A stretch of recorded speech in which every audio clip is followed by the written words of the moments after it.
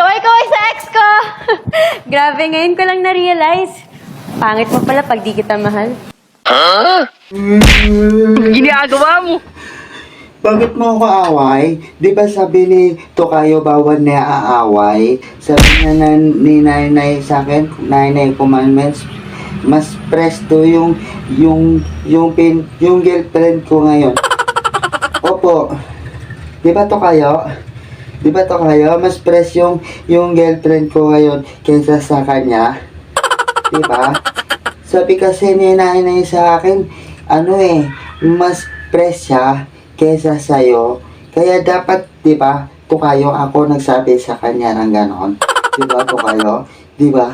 Tapos, dapat ako, sabihin ko sa kanya na, hindi ngayon na, hi sa ex ko, hello sa'yo sa ex. Ginagawa mo? Ngayon ko lang ni-realize na, nung naghiwalay tayo, is may impress pa pala sa'yo. Di ba, Tokayo?